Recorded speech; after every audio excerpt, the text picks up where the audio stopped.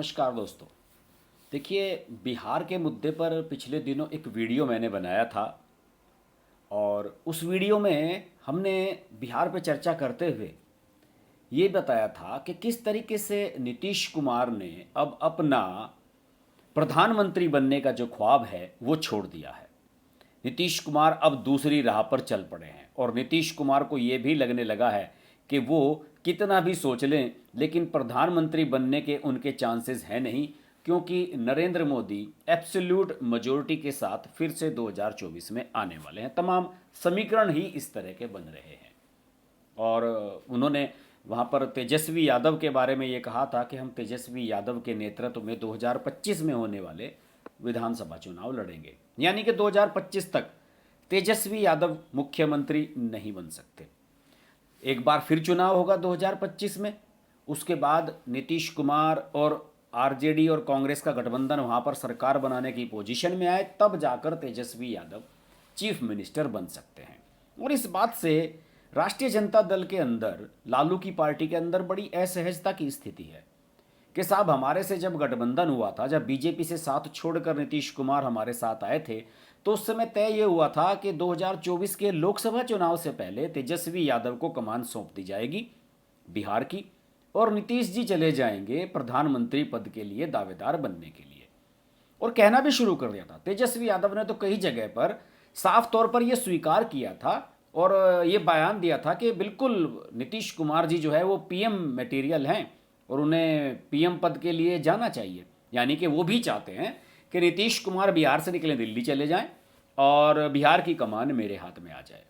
लेकिन अब जब रियलिटी चेक किया नीतीश कुमार ने, अब तो वो जातीय जनगणना करा रहे हैं। सुप्रीम कोर्ट ने भी कह दिया है कि जातीय जनगणना कराने में हमें कोई दिक्कत नहीं है।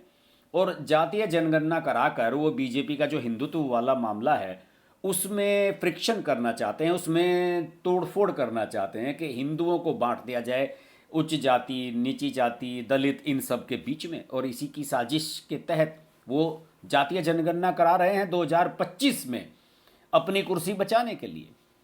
और ये हकीकत बात है, आज आप लिख कर ले लीजिए कि अगर 2025 के विधानसभा चुनाव में बिहार में जेडीयू का गठबंधन, जो कांग्रेस और आरजेडी के साथ शायद रहने वाला है उस समय तक, अगर ये गठबंधन सरकार बनाने की पोजीशन में आया और जेडीयू के विधायकों की संख्या इस बार बढ़ गई, जो कि अब कम है, आरजेडी से बहुत कम है, तो नीतीश कुमार बिल्कुल भी चीफ मिनिस्टर नहीं बनने देंगे इन्हें।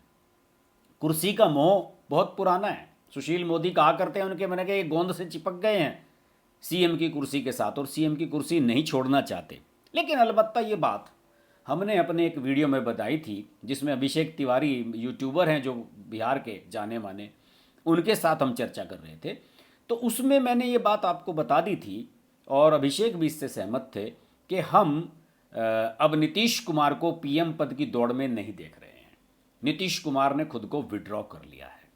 एक ऐसा ही एम्बिशियस नाम है केसीआर का, के चंद्रशेखर राव, जिन्होंने अपनी पार्टी का नाम ही टीआरएस से बीआरएस कर दिया, तेलंगाना राष्ट्र समिति भारत राष्ट्र समिति कर दिया। और उनका जो टारगेट है वो ये है कि मैं तो साहब 2024 में प्रधानमंत्री पद का प्रत्याशी बनूंगा। मैं आपको बताऊं कि इससे पहले ममता बनर्जी ने भी इसी तरह का दावा पेश किया था और उनका दावा इन सबसे मजबूत था। उनके नाम पर शायद शरद पवार भी सहमत हो जाते, लेकिन उनके सामने सबसे बड़ी दिक्कत यही थी कि कांग्रेस उनके नाम पर सहमत नहीं होगी, क्योंकि कांग्रेस से, सोनिया गांधी से झगड़ा करके ममता बनर्जी अलग हुई थी और उन्होंने तृणमूल कांग्रेस बनाई थी।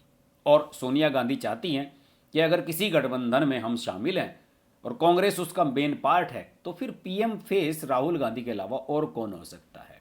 तो उनका ये अरमान भी धरा का धरा रह गया था, इसलिए ममता बनर्जी तो चुप बैठ गई हैं।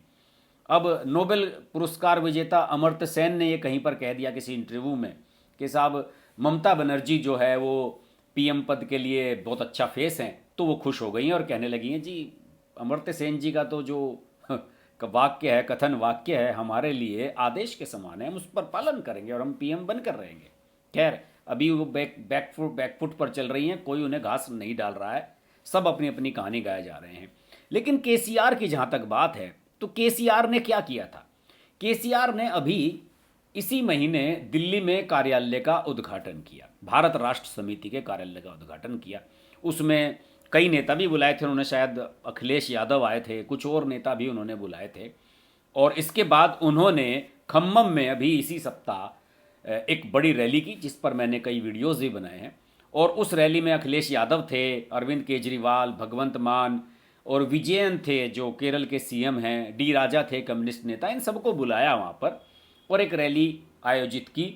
और अब की बार किसान सरकार का नारा दिया। शायद नरेंद्र मोदी का जो 2014 का नारा था कि अब की बार मोदी सरकार, उससे प्रेरित हो गए हैं और उसका नारा दिया और कहा कि अब किसानों की सरकार हम केंद्र में बनाएंगे। लेकिन मैंने उस वीडियो में जो केसीआर की इस रैली को लेकर मैंने एनालिसिस किया था, उसमें मैंने आपको बताया था कि केसीआर ये भूल गए कि 2024 में होगा सर लोकसभा का चुनाव, 2023 में आपका तेलंगाना का चुनाव है, पहले वो जीत लीजिए। और सारे जितने भी राजनीतिक विश्लेषक हैं उनके मैं आर्टिकल्स पढ़ रहा था, कुछ लोगों ने बड़े अच्छे अच्छे पॉइंट्स भी दिए उस पर। उन सबका कहना है कि पहली बात तो उसमें कोई भीड़ भाड़ नहीं जुटी थी खम्मम की रैली में, एक तरह का वो फ्लॉप शो था। दूसरी ओर तेलंगाना में 2023 का चुनाव जीतने के लिए केसीआर 2024 में पीएम बनने की बात कर रहे हैं। यानी कि एक छोटी लकीर है, तेलंगाना जीतना है, उसके सामने एक बड़ी लकीर खींच रहे हैं, केंद्र में प्रधानमंत्री बनने का ख्वाब देख रहे हैं। और इस तरीके से वो ये दिखाना चाहते हैं कि देखिए मैं केंद्रीय लेवल का नेता हूं, इसलिए इस बार मुझे आप आसानी से जिता दीजिए, जिससे कि तेलंगाना का आदमी प्रधानमंत्री बन जाए 2024 में। ये उनकी सोची समझी पॉलिसी है। और 2023 के विधानसभा चुनाव में अगर जीत कर आती है उनकी पार्टी, सरकार बनाने की पोजीशन में अगर आती है, तो निश्चित रूप से अपने बेटे केटीआर को वो सीएम बनाने जा रहे हैं, ये बात तय हो चुकी है। उन्होंने अपनी पार्टी का एजेंडा भी तय कर दिया है। और जैसे कि राज्यों के बीच में साउथ में नदियों का विवाद है, सिंचाई का, पेयजल का, इसको सोल्व करने की उनकी बात कह रही है। महिलाओं के लिए विधानसभा में 35% आरक्षण की बात वो कर रहे हैं। और सरकारी अंडरटेकिंग का निजीकरण रोकना, अग्निपथ योजना पर विराम, के सब मैं केंद्र में पीएम बन जाऊंगा तो इतने सारे काम करूंगा।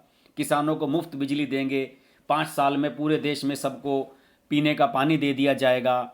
और इसके अलावा एक नई योजना कांटी वेलगु नत्र दृष्टि का भी प्रारंभ किया है। और इस योजना के तहत सभी राज्य निवासियों की नेत्र जांच और चिकित्सा करने का अवसर होगा। और इसे सत्ता में आने पर देश में भी लागू करने की घोषणा कर डाली है।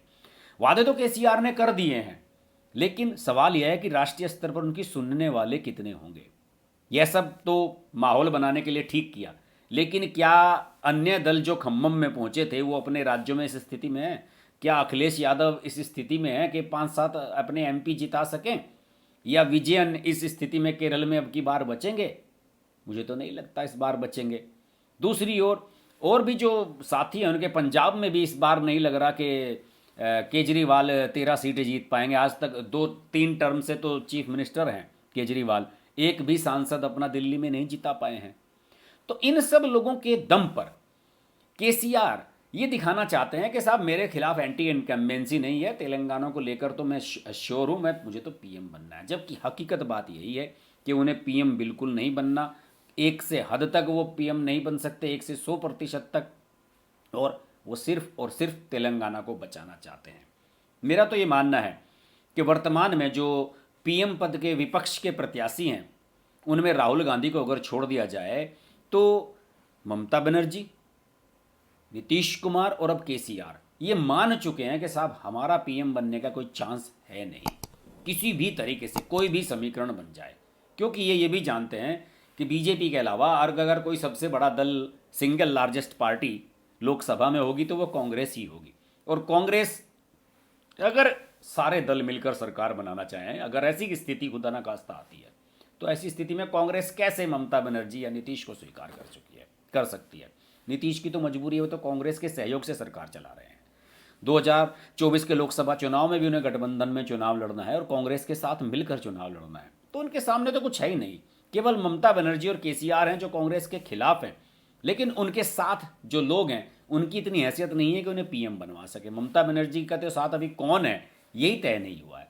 केसीआर तो फिर भी केजरीवाल और अखिलेश यादव, इन लोग भगवंत मान को लेकर अपने साथ घूम रहे हैं। लेकिन हकीकत बात यही है कि जो 2024 में पीएम बनना चाह रहे थे, सीएम, उनमें से बारी बारी एक के बाद एक सब घर बैठ रहे हैं और सब ने ये एक्सेप्ट कर लिया है कि आएगा तो मोदी ही। आज का वीडियो कैसा लगा जरूर बताइए। वीडियो में आपको और किस तरह का कंटेंट चाहिए मुझे ये भी बताइए। अगर मेरे वीडियोस आपको अच्छे लगते हैं तो इन्हें शेयर जरूर करें, अपने दोस्तों को रिकमेंड करें और हमारे चैनल को सपोर्ट जरूर करें। अगले वीडियो में आपसे फिर मुलाकात होगी। नमस्कार। अगर आपको हमारी वीडियो पसंद आई तो वीडियो को लाइक करें, चैनल को सब्सक्राइब करें और नोटिफिकेशंस के लिए बेल आइकन को प्रेस करें।